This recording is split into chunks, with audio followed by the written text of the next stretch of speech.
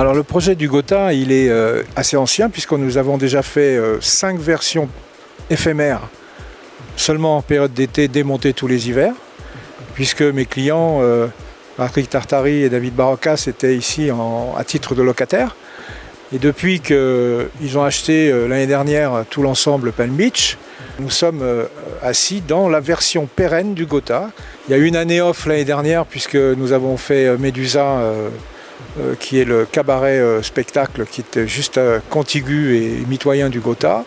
Et le Gotha, lui, a été ouvert cette année pour le festival.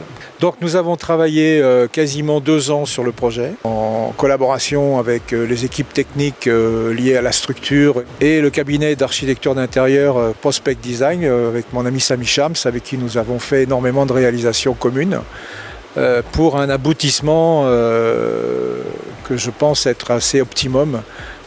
Dans une grande discothèque comme ça, nous l'avons traité comme un petit club de 100 mètres carrés, alors que ça fait 8 mètres de plafond et quasiment 800 mètres carrés. Voilà. Alors ça part toujours d'un brief général qui nous émane du client, avec une demande précise, précise dans la demande, mais pas forcément précise dans les détails.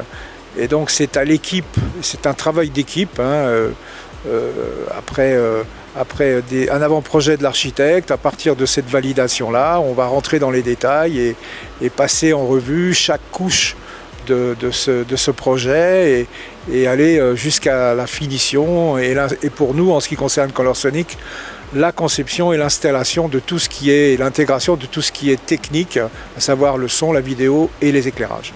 La clientèle est hétéroclite. En fait, c'est un club qu'on pourrait qualifier de chic, mais à grande surface. Donc il est ouvert à tous ceux qui peuvent, de manière visuelle et sur le look, être acceptés à l'entrée. Il n'y a pas de ségrégation particulière. On aime maîtriser de A à Z nos choix techniques. Nos choix techniques en termes de son, on est distributeur d'une marque qu'on a bien sûr implantée dans ce site. En termes d'éclairage architectural et de vidéo, nous importons dans les pays fabricants directement des produits très spécifiques que nous détournons, que nous transformons pour pouvoir avoir les résultats que vous voyez. Et en ce qui concerne la lumière dynamique, on a eu l'option, après moult discussions et moult investigations auprès des fournisseurs qui nous sont proposés, pris l'option d'avoir un partenaire unique sur quasiment 95% du matériel dynamique qui sont sur les ponts ici. Donc à savoir le distributeur Brightech. Donc ça, c'est un deal global qui nous permet d'avoir d'abord une assurance du SAV quasiment immédiate. Ils nous ont gentiment proposé d'avoir un stock de spares pour remplacer à la minute tout appareil qui aurait une avarie, de façon à ce qu'il n'y ait sur le client aucune incidence de fonctionnement. Pour nous, dès qu'on a une information, on a un stock sur place, on descend les ponts qui sont motorisés et on change les machines.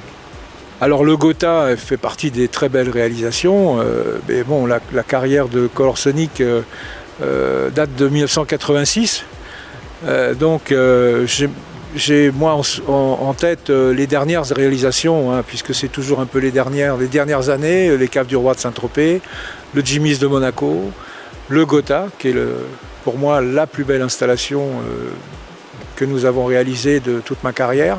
Il y a eu le B-Box à Clermont-Ferrand, il y a eu le club à Metz, dernièrement le Sceau à Rouen, il y a la biche sur le toit à Toulouse, qui sont des écrins de l'art que nous avons mis en place dans la création à Colorsonic, c'est-à-dire l'intégration des éclairages dans l'architecture et dans les projets des architectes. Donc on les informe immédiatement pour qu'ils puissent développer leur inventivité à travers des réalités techniques pour des simulations, pour les rendus optimum, etc.